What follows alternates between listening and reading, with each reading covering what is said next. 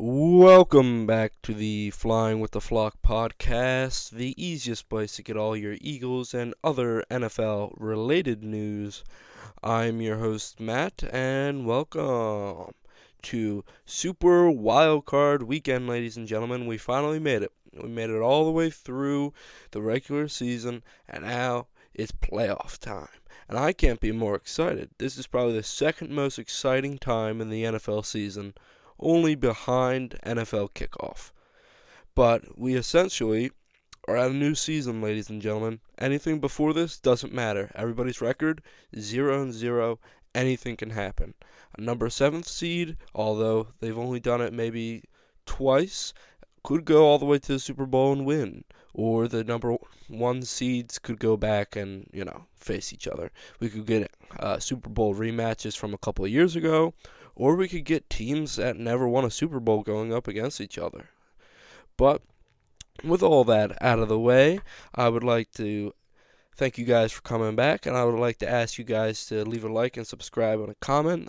Thank you. I believe we got a season high viewership last episode, so I do want to thank you for. I want to thank you all for that. That's much appreciated, especially going into this time of the year. It's not a great time for YouTube. I know that from watching YouTube for over a decade now, that this month tends to be dead, besides for NFL football channels, because we got the playoffs to cover. Everybody else really doesn't have anything overly new. So, with all the pleasantries out of the way, normally at this point in the episode, I probably would cover last weekend's Eagles game for like 10, 15 minutes in depth. But looking at how it shaked out and how meaningless it was, I just want to say congratulations to Tanner McKee on his first win as a starter in the NFL. The only major news coming out of the Eagles so far, I believe. Okay, we can talk about this real quick. So the media, especially over the last couple of days, big media insiders like Ian Rappaport, Adam Schefter, have been reporting that, oh no, Jalen Hurts is still in concussion protocol, guys, which has gotten the media, as in Fox Sports, which they're screwed anyway, and ESPN, two of the major sporting networks, all riled up that, oh no, Jalen Hurts hasn't practiced, he's going to be rusty, or is he going to be ready for Sunday's game? I just want to get it out of the way. It was reported back on Saturday that he was at team walkthroughs, and he can't be at walkthroughs unless he's in the final stages of the concussion protocol. Today was the first day of practice for the Eagles, so we'll see. As of recording this, I do not know whether he's at practice and practicing. Right now, I would assume yes. The Eagles insiders have met with Jalen Hurts, or have seen Jalen Hurts, and he said he's been fine. He's just been doing his own thing under the radar right now. I'm not overly that concerned, and the media, as per usual, are finding a storyline in Philly, and since we're a good team, they're exploding it and making it seem bigger than it is. Jalen Hurts will be back, just as I would assume Jordan Love will be back for the Eagles-Packers playoff game, but we will cover each playoff game in depth later on in this episode. But yeah, classic media, and that's why I'll give you the truth. These guys are paid to make headlines. I don't fully understand. I'm not at that point in this world yet to fully understand why you would explode that topic for no good reason. Obviously, they're trying to get clicks and playthroughs, but me, nah, I'm doing this for fun here. I don't gotta lie to y'all, so I'll tell y'all the straight up truth that Jalen Hurts is going to be fine. He was probably fine this past weekend, but why even play him if the rest of the starters are resting? The only two starters I saw even take that many snaps was Dallas Goedert, and Jahan Dotson, and Jordan Davis. So overall, not that concerned. This media story of will Jalen Hurts be able to go for this weekend's playoff game is blown so far out of proportion. It's not even funny, honestly, and I'm kind of tired of it. I just want to win the Super Bowl, honestly, and just rub it in all these media people's faces that we can do this. And hey, who knows? It's the playoffs. Anything can happen realistically. And I could go, even though my record on the season is like 192 and 80 in my picks, which is pretty good in my opinion for my first year of doing this seriously. Uh, I will say I could go like 0 and I forget how many games are in the playoffs. Let's just say 0 and 16 in the playoffs, and I could predict every game wrong. And at the end of the day, I don't really care. I don't get paid for this whatsoever. So I'm just happy that y'all, whoever's here, I don't know who you are, but I love y'all, and I just want to thank you guys for being along the ride for the first season with me. I know throughout the season there were ups and downs where I didn't upload, and when I did, and that was just because of personal stuff in my private life. But I just want to thank y'all for sticking through, and I just continue to watch. Thank y'all so much. So, with all the mushy gushy stuff out of the way, let's actually get into some gridiron football. For this week, I'm only going to cover some games. Other games that are like meaningless, like Eagles Giants, I'm not even going to cover. Uh, Colts Jaguars, not going to cover. But with all that being said, let's get right into it with the first weekend game. That being the Ravens beating the Browns 35-10. Uh, a fairly impressive day by Lamar Jackson. Again, he went 16 of 32, 217 yards and 2 touchdowns. And on the ground, he had 9 carries for 63 yards. Derrick Henry had 20 carries for 138 yards and 2 touchdowns on the ground. And through the air, their top receivers were Rashad Bateman with 5 receptions for 76 yards and a touchdown, Mark Andrews with 4 receptions for 54 yards and a touchdown, and Isaiah Likely was the next closest with 3 receptions for 38 yards. One major thing to point out on offense is that Zay Flowers did go down with an apparent knee injury. Uh, it is uncertain whether he'll be ready to go for this weekend's playoff game, but it doesn't seem like it's a major injury, and Hardball does not seem to be too affected by it right now, so it seems like this is a more minor injury. He'll most likely be back, if not this week, the following week for the divisional round. On defense, they were able to get to the Browns' 2 quarterbacks a couple of times and were able to intercept them as well. A couple times as well.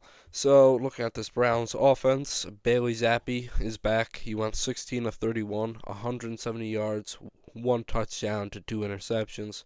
Dorian Thompson-Robinson took a couple of snaps, but he didn't really throw it as much. He went 2 of 3 for 13 yards.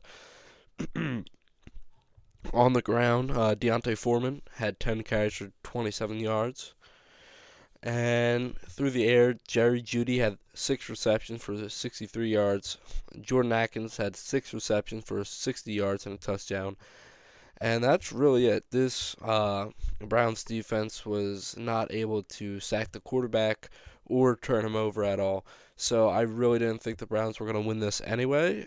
And because of this, they've slid into a top 3 pick. So for the first time in since 2021 when they had a first overall pick.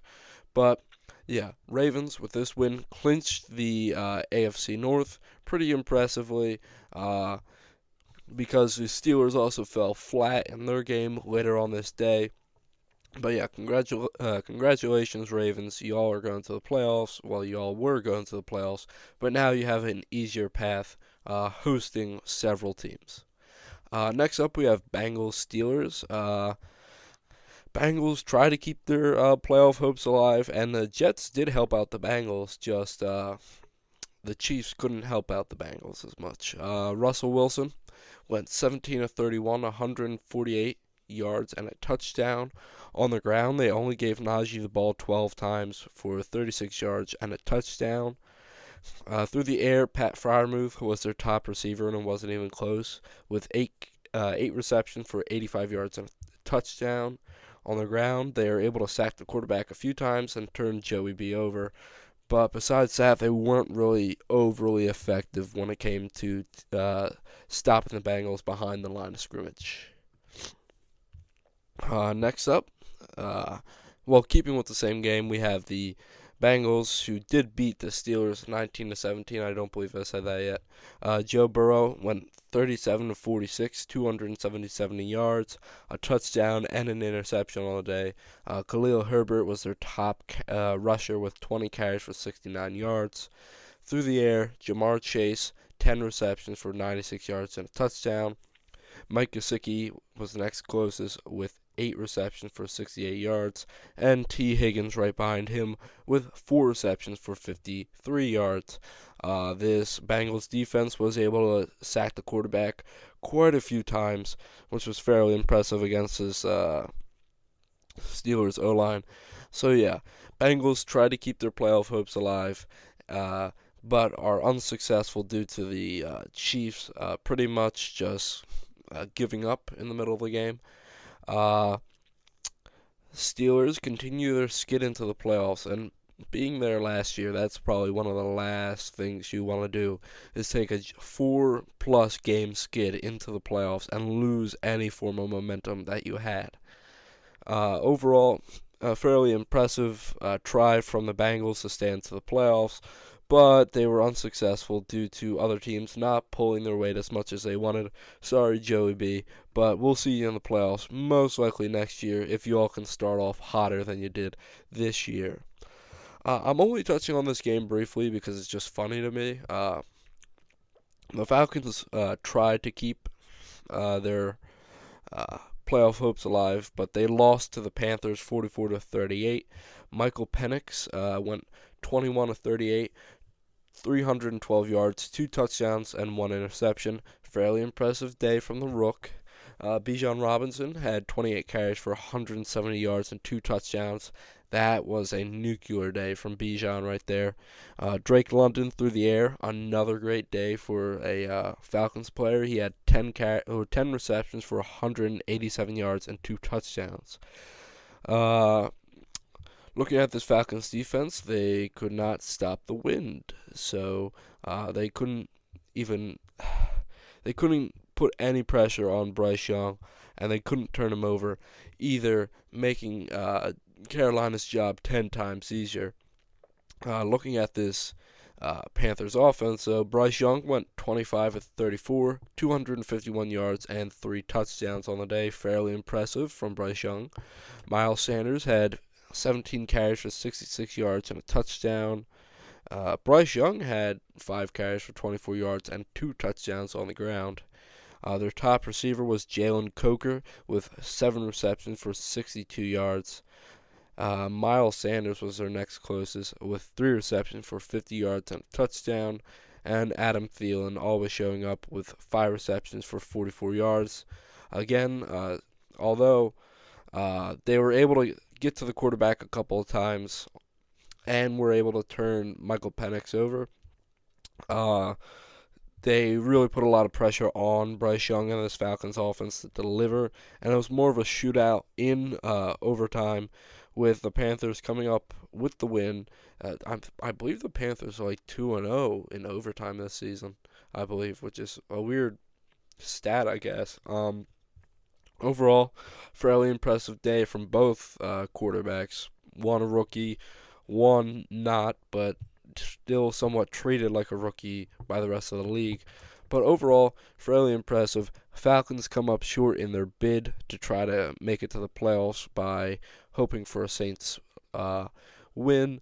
But overall, they just didn't get the job done, and they didn't do enough on defense to turn this offense over. I'm going to skip a few games here.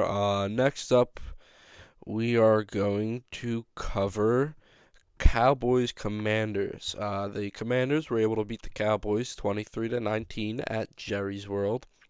I believe their game plan was to come in with their starters and eventually start to pull them. Jaden Daniels went 6 of 12 for 38 yards. And eventually, he was pulled because he was getting hit too many times by the defense. Marcus Mariota came in. He went 15-18, 161 yards, and 2 touchdowns through the air. But on the ground, he was also their lead rusher with 5 carries for 56 yards and a touchdown. Receiving wise, Terry McLaurin had 8 receptions for 62 yards and a touchdown. Olamide Zaccheaus was their next best wide receiver with 2 receptions for 51 yards, and Zach Ertz right behind him with 5 receptions for 44 yards and a touchdown. Defensively, they were able to get to the quarterback a couple of times, but they weren't able to turn him over that much. And looking at this Dallas offense, Trey Lance was the only quarterback that took all the snaps during the game. He went 20 of 34, 244 yards. Rico Dowell was their top rusher with 22 carries for 72 yards and a touchdown. Jalen Tolbert was their top receiver at 4 receptions for 98 yards.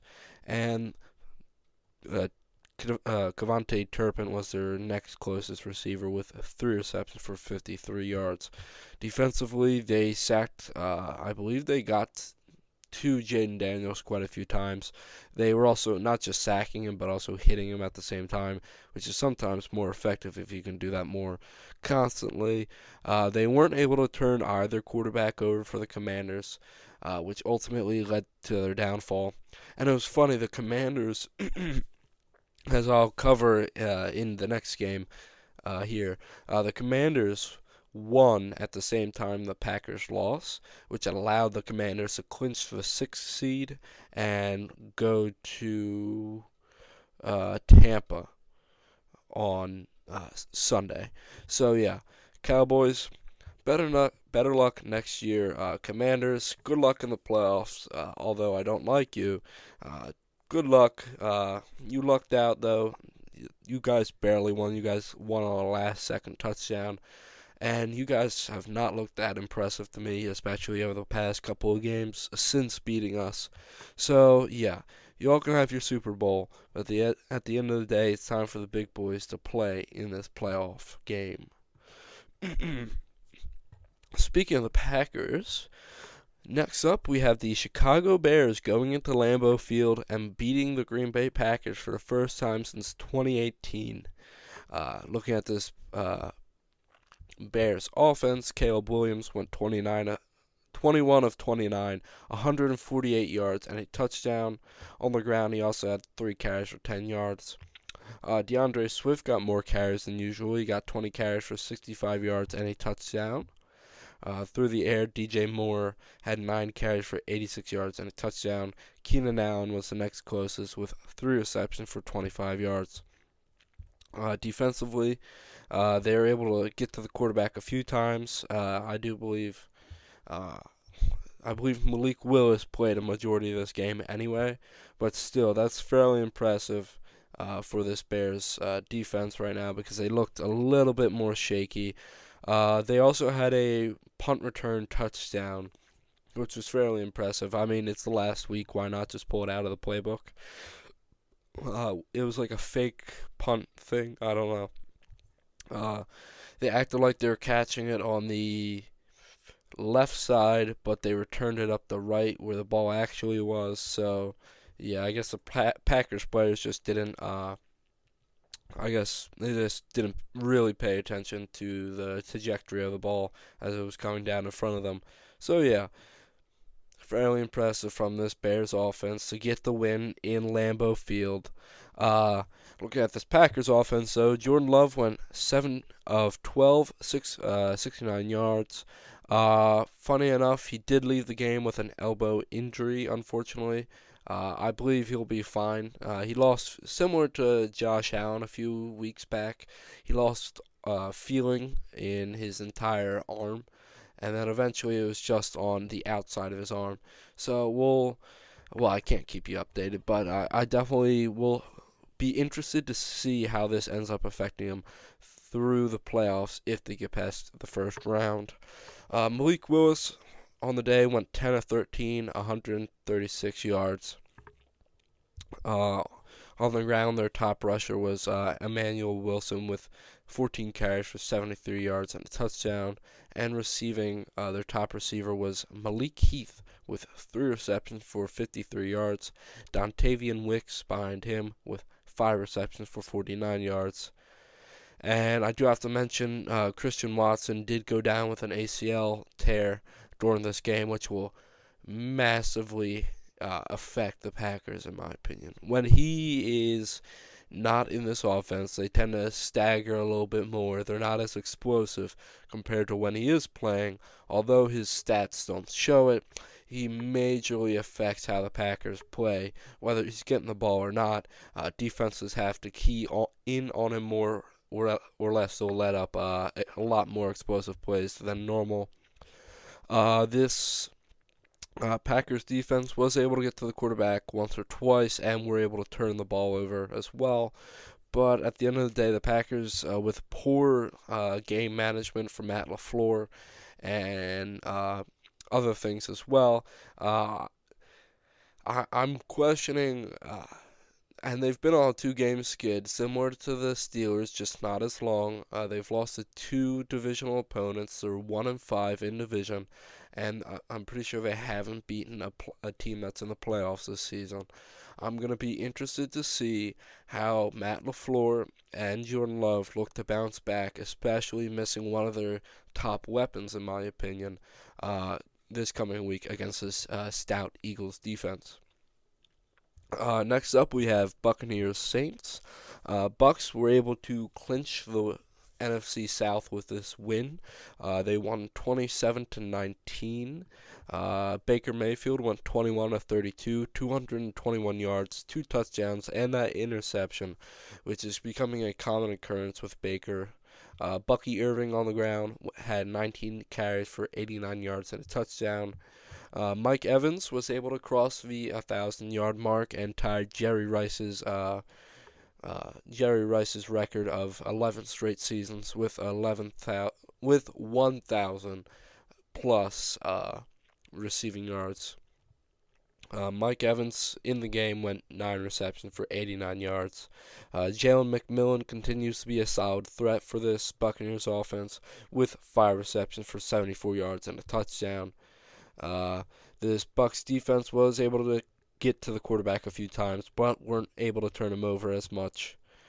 And looking at the Saints offense, Spencer Rattler went 26-42, 240 yards, and a touchdown. Their top rusher was Clyde Edwards-Helaire with 8 carries for 26 yards, and Jamal Williams as well. They kind of split carries. Jamal Williams also had 8 carries for 15 yards.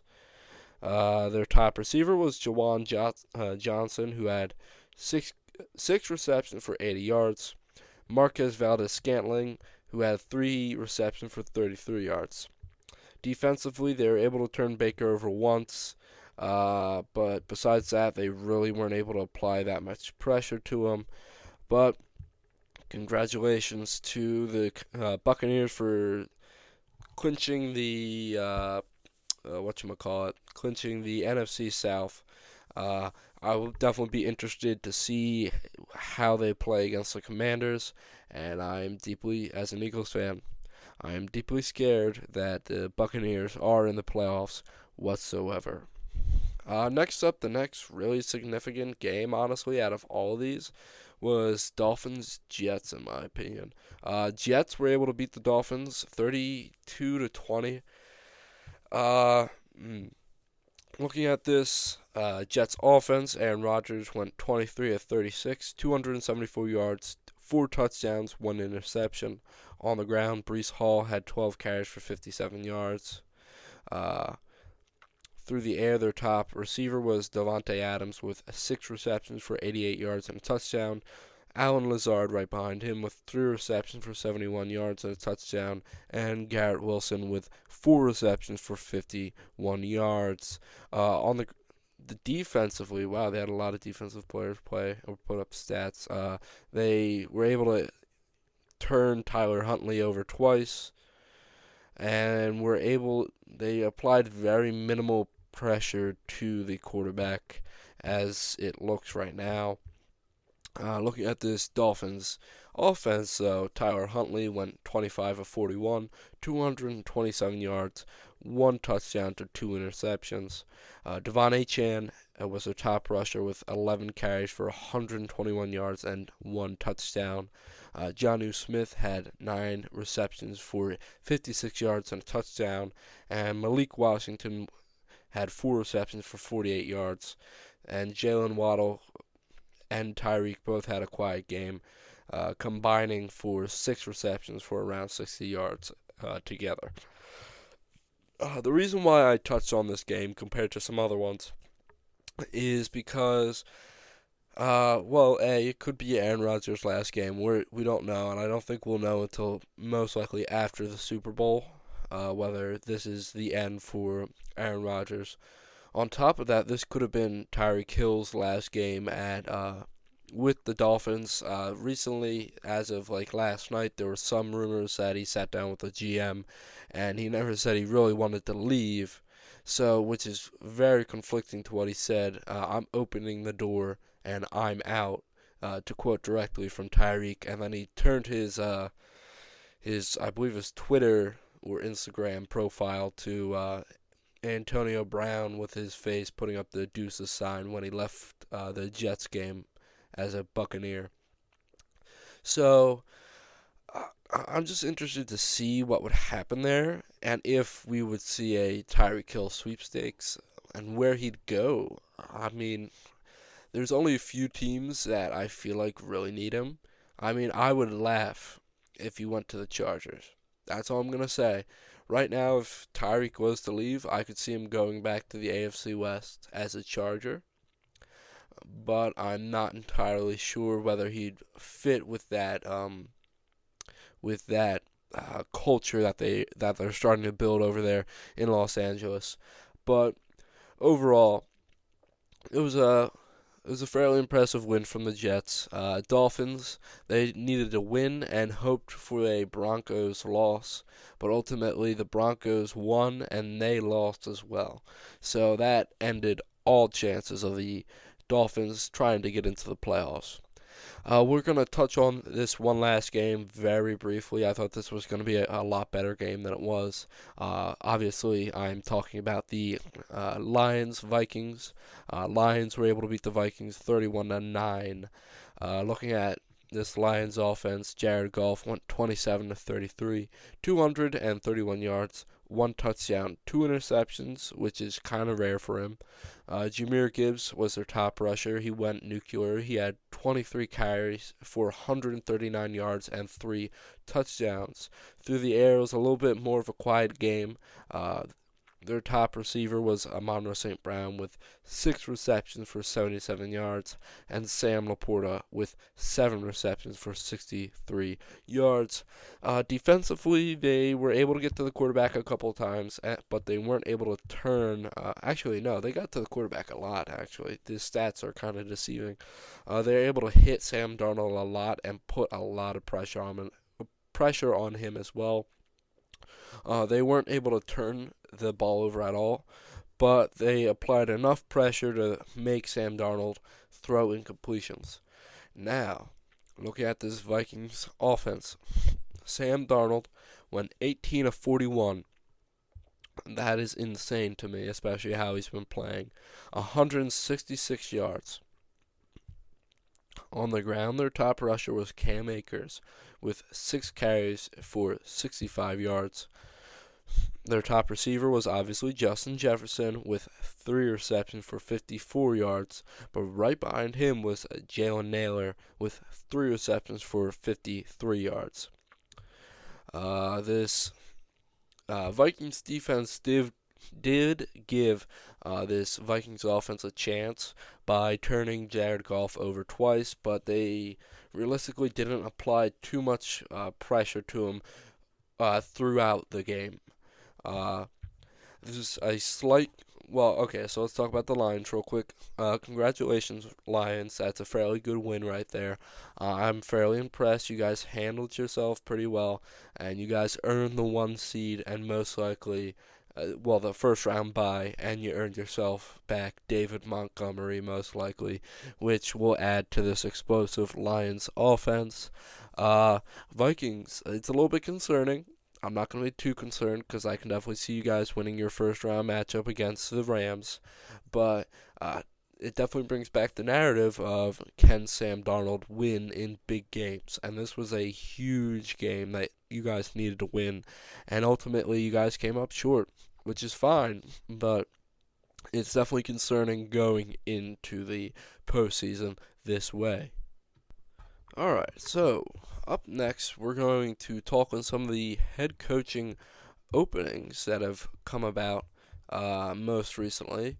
We're going to go one by one. Obviously, the first one, uh, the one that opened up in the middle of the year, that being the Chicago Bears, uh, just opened up, and it's hard for me to tell who's gonna get these jobs realistically, but I'm gonna make my best guesses. I feel like for the Bears, one of their better fits would be instead of a defensive minded head coach, you're going to need somebody to develop Caleb. He can become a superstar in this league, but he needs backup. And I'm not just talking about weapons, I'm talking about culture and somebody that's going to believe in him. We're seeing it right now with Justin Herbert.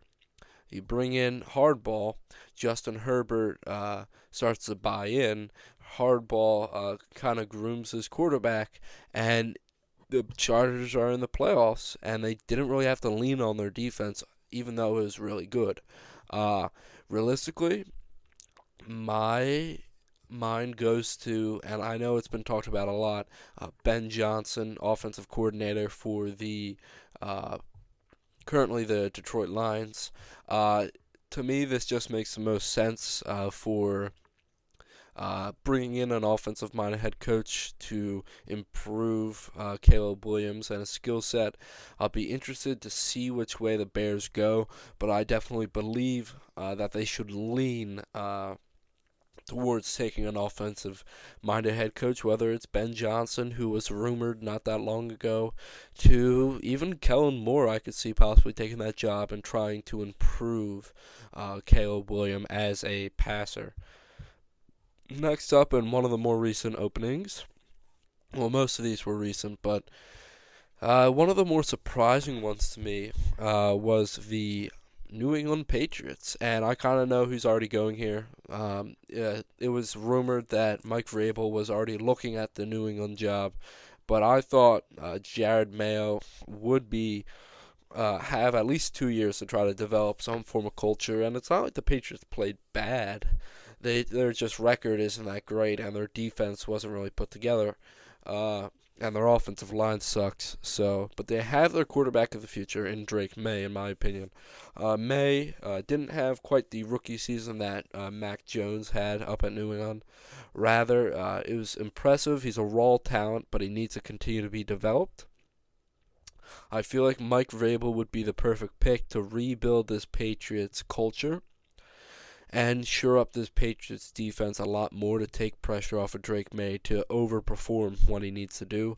And if it is Vrabel that comes in, I do feel that he needs to bring a really good offensive coordinator who can sit down, work with Drake May, and help him develop as well. Similar to the Bears, although I'm taking a different direction, I do believe the quarterback needs to be developed and they need to be groomed, similar to how some other quarterbacks are being right now.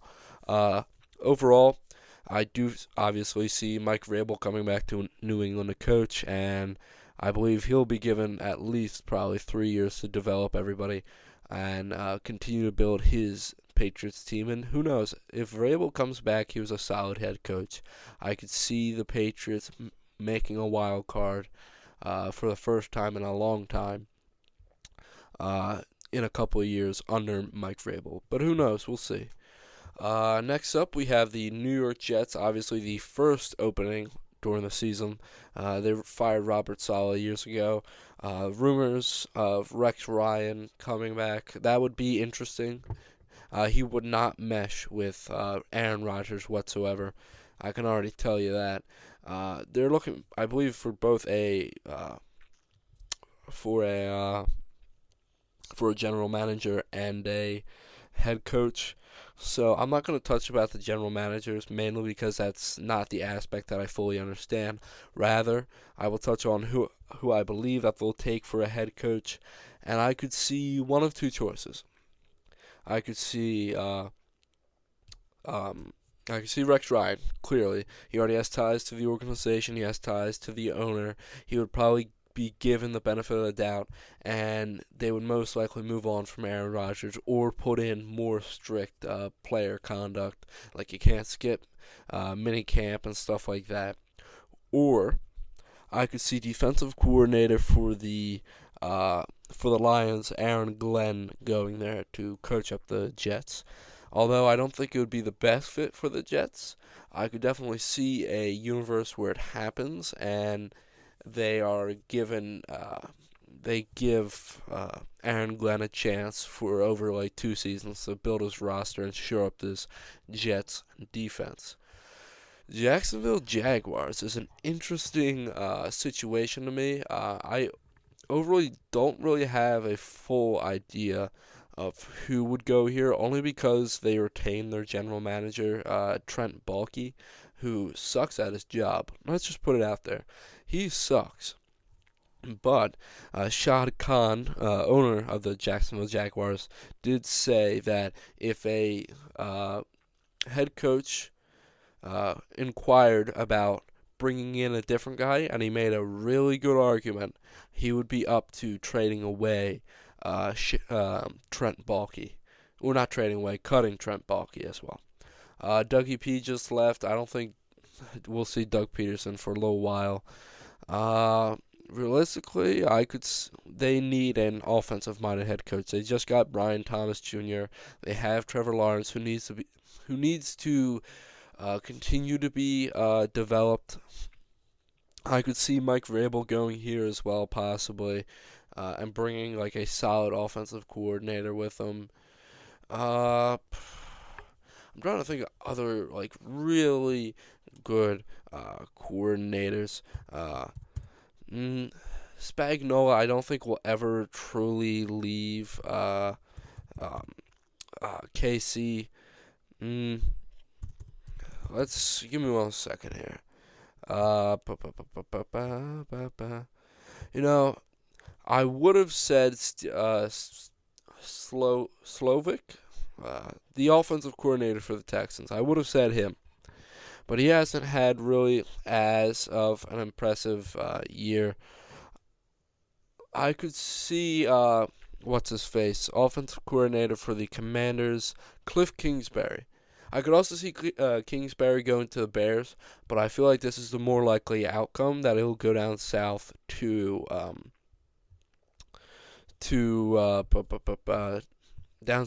Jacksonville to help develop Trevor Lawrence and his weapons around him. So yeah, I do feel like they'll go more offensive head coach. I don't believe that they'll get rid of their GM. So yeah, I do believe Cliff Kingsbury or another offensive-minded head coach will come to the Jaguars to help improve Trevor Lawrence as a quarterback. New Orleans Saints, another interesting one. They're going to suck for years. Let's be honest. Let's just put it out there right now. They're going to suck for years. Their salary cap of kicking the can down the road constantly and dealing with it later, well, later has come.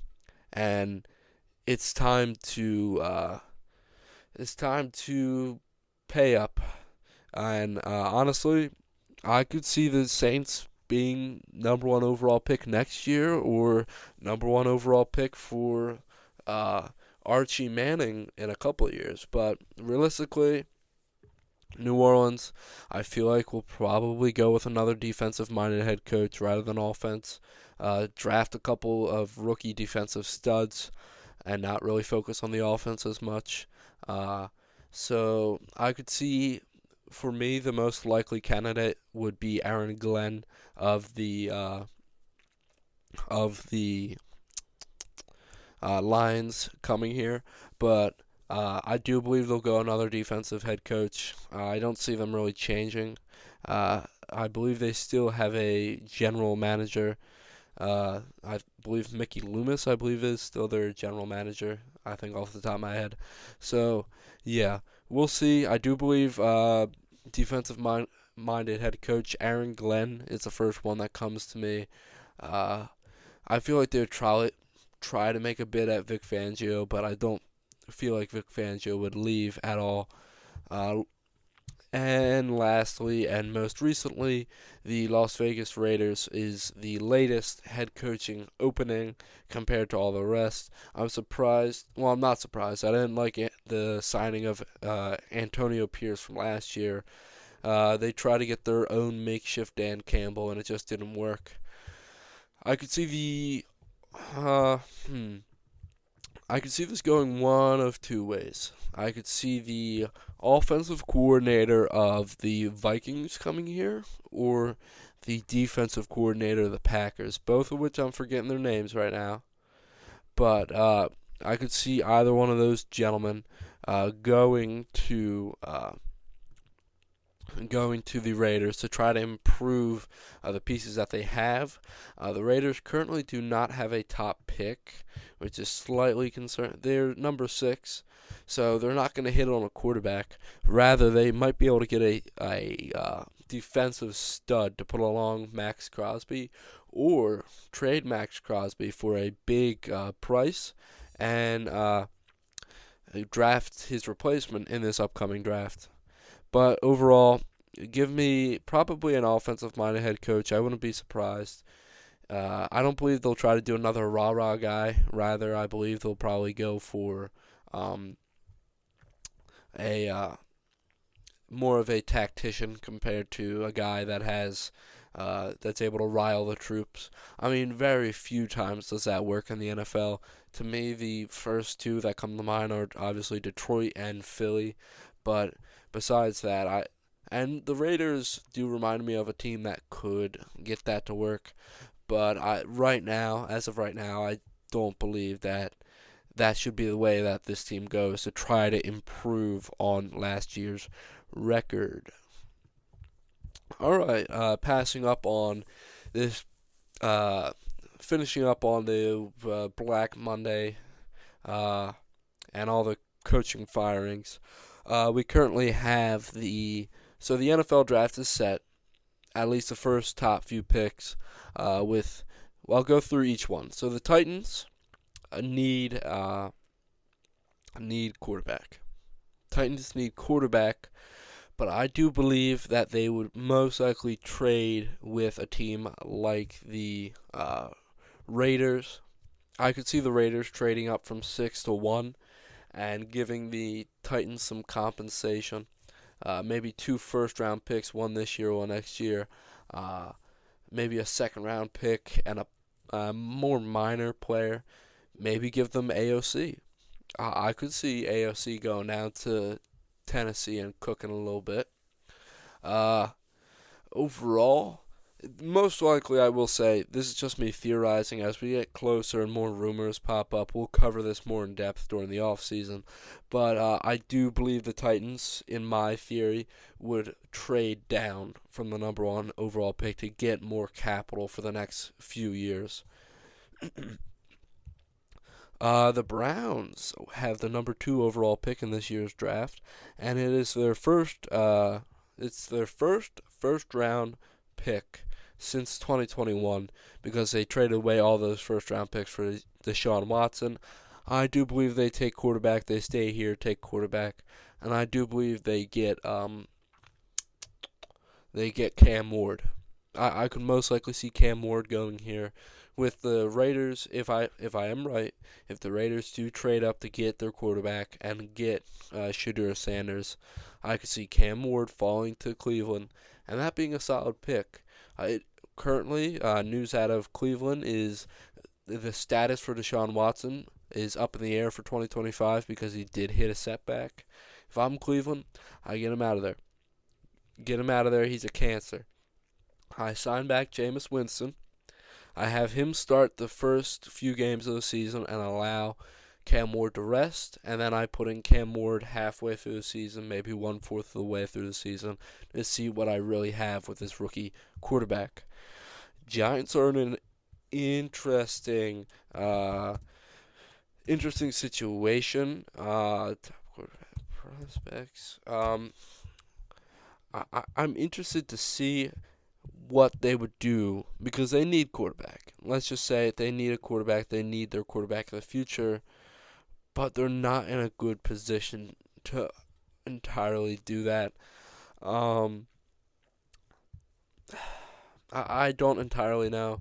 Obviously, with the top two quarterbacks off the board, they'd have to take a swing on somebody that's a little bit less prestigious and a little less, I guess, sharpened is a good way to put it.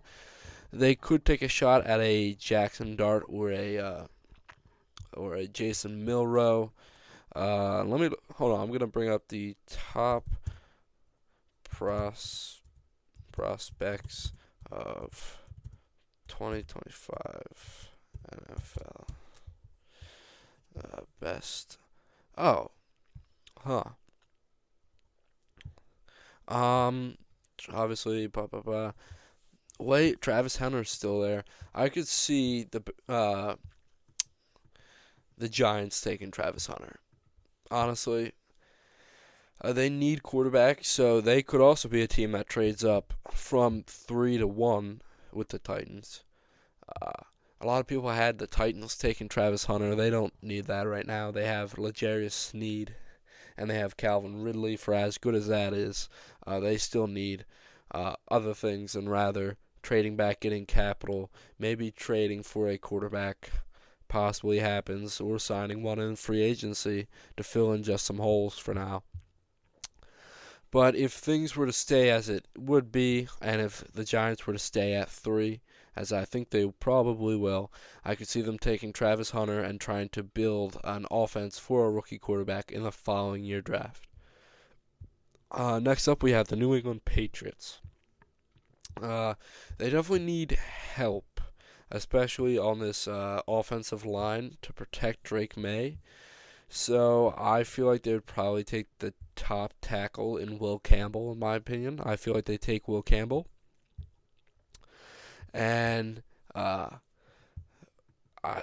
I feel pretty confident that they would just take offensive line here. That's a classic Patriots move. And if Vrabel does take over, remember, this episode is a lot of ifs. If this happens, if that happens.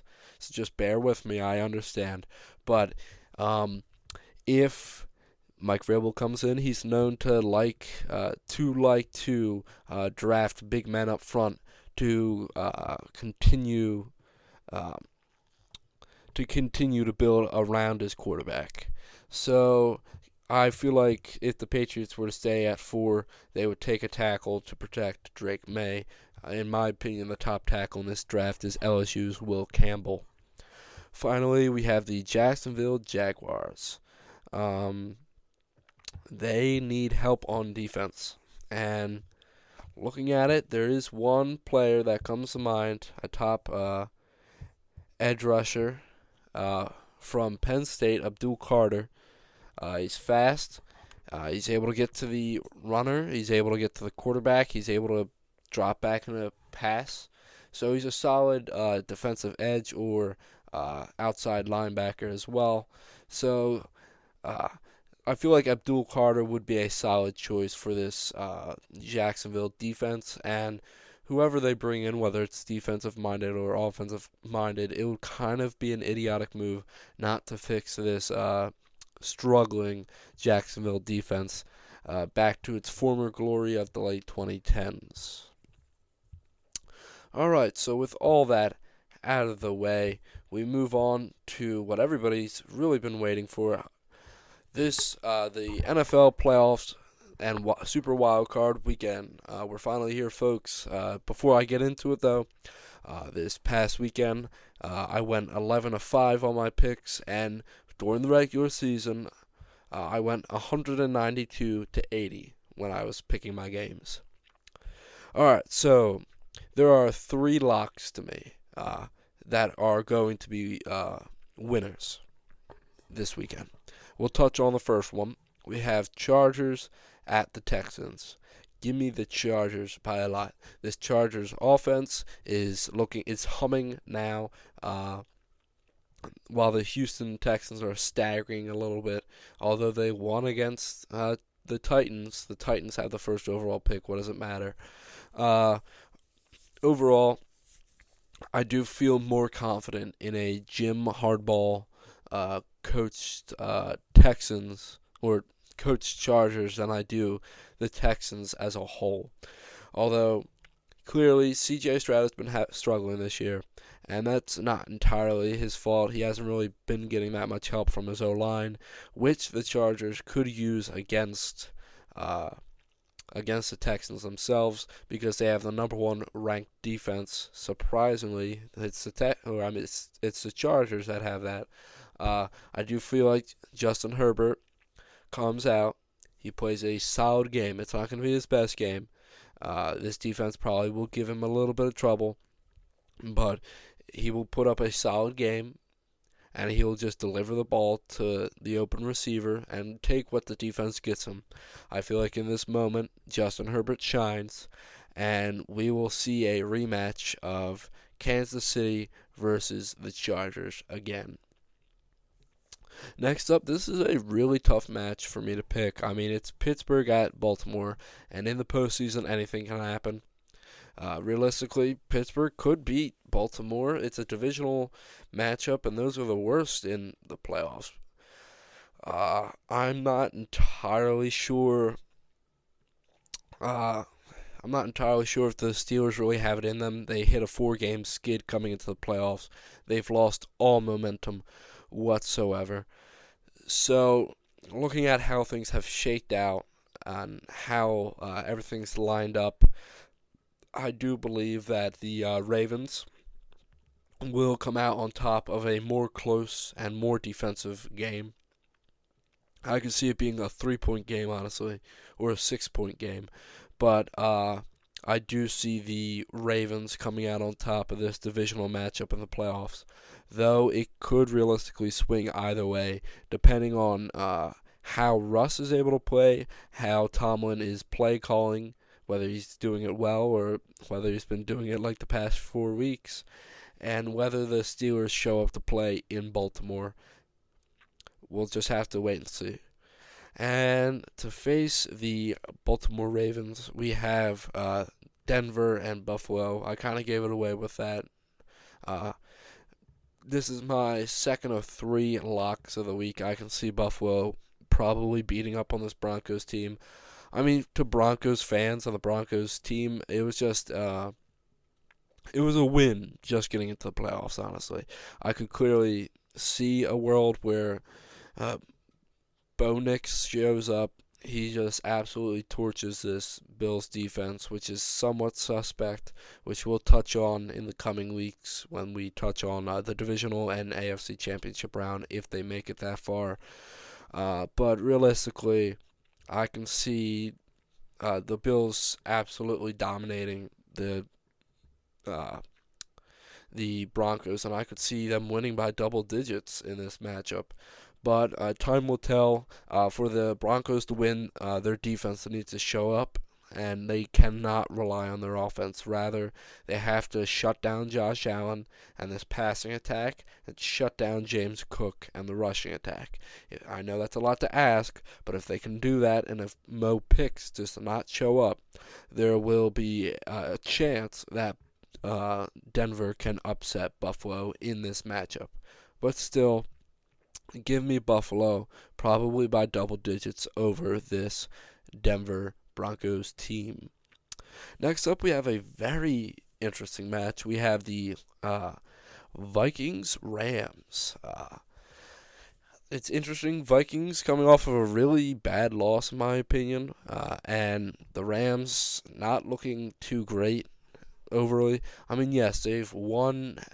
I forget. It hasn't been a winning streak, but they've won a certain amount of games out of a certain amount of games. So, yay, Rams fans, if you guys do actually exist in LA and not St. Louis. Minnesota, I do feel like, will most likely come back with a bounce back. I could see this game being a toss-up going either way. But overall, I do feel more confident that the Vikings, although they lost to the Rams earlier this season, I do feel more confident that the Vikings will come out, show up when it matters, and punch their ticket to the divisional round. As for the Rams, if you guys do want to win, you have to have your defense, your rookie defense, show up, and I'm not sure I can really rely on that. And you guys have to just make it a shootout with Puka and Cooper Kupp. Yeah, but overall, I do see the Vikings punching their ticket to the next round. Uh, Most likely against the Lions, but we'll see. We'll see how I pick the rest of this. So next up, we have Washington going to Tampa Bay, and I do feel like Tampa is a better team in this matchup. Obviously, they're the 3 seed against the 6 seed, but still, realistically, Washington has been shaky over the past couple of games, in my opinion. They haven't looked as explosive. They haven't looked as good as they normally did before facing the Eagles. Uh, and Tampa's been on a roll recently. They've been hot, and the only way that I can see the this Commanders team beating the Bucks is if they take advantage of this banged up Bucks secondary and pass it to Terry McLaurin almost every single attempt. Realistically, I don't see Washington walking out of Tampa with a win here, which is kind of concerning for me because the longer Tampa's in the playoffs, the less likely it is that we can pass them. Uh, us, as in the Eagles.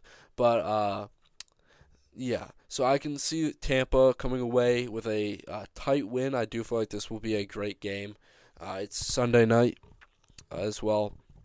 But overall, I do feel like this will be one of the more interesting games. It might be like the most interesting game. It might have the most fireworks and the most high flying offenses, but we'll see.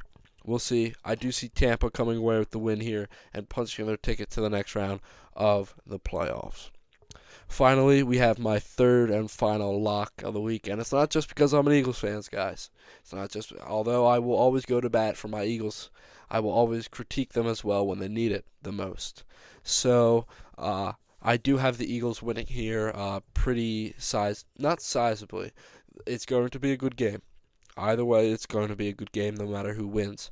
I just see the Eagles uh, coming out and proving again, Jalen Hurts has something to prove. And when that happens, he's at his most dangerous. He has to prove that rust doesn't exist in this world. He doesn't get rusty. He only gets better with time. I mean, we saw it during the 2022 run to the Super Bowl that Jalen Hurts was out the last couple of weeks of the regular season, and he came out swinging against the Giants and completely waffle stomped the Giants in the playoffs. I don't think it'll be that situation again, but rather using our past experiences. Although teams do change, their tendencies don't. People can't change, but teams can. So if we can lock in and try to open up the play action game, get Saquon going, get A.J. Brown going, get Devontae Smith going, and if Hurts just plays a solid game, I do believe we can come away with a good win here over a solid Packers team. Packers, you guys were in the same position you were last year. You guys are 7th seed again, going up against the number 2, who were the NFC East champs. However, we are not the Dallas Cowboys. I'm just going to tell you guys that up straight, that it's going to be a difficult win if you guys want to win. Dallas kind of laid down and let you guys have your way with them. I'll put it that way. I don't believe we're going to lay down. This defense is going to give this Packers offense trouble, and especially without Christian Watson, that explosive part of the offense that hurt our defense in the first matchup is going to be gone. He's a fairly incremental part of this offense of trying to opening it up more for Jordan Love, but overall, I just feel more confident that the Birds are going to come away with a win in Philly. It feels like 0 degrees here in South Jersey, and I would assume that that's not going to change within the next week. It's supposed to snow on Saturday, so we're just going to see how everything shakes out. But I do feel like the Eagles win a really good matchup against the Packers. I don't believe it will be a blowout. Rather, I believe it will be a close game. But I do believe in my Eagles just that little bit more. Alright, so before I let you all go, I just want to, again, thank you all for all your guys' support throughout the first season of this podcast. Obviously, we'll be continuing through the playoffs and the off season, but I just want to say goodbye to all the all the football teams that didn't make it. It'll be a little bit different, not covering all you guys, but as we go on, it's going to get more exciting. I'm going to be able to do more in-depth analysis, and I'll be able to watch all the games and take more notes than I normally have before. So it's going to be fun. We're going to see how everything shakes out. I obviously won't. Know what? Screw it. I'll give Super Bowl predictions right here, right now. Who I believe will go to the Super Bowl, not who will win. I believe I said Detroit, Buffalo at the beginning of the season. I gave my Super Bowl prediction. I'm going to change it. I believe it will be a Philly Buffalo Super Bowl, and it'll definitely be a solid Super Bowl. The Super Bowl I want would be Ravens Eagles, but the Super Bowl I believe will happen will be Buffalo Philly. So with all that being said, I want to thank you guys, and I hope you guys have a good rest of your day. All right? And I'll see you next time. And remember, go Birds.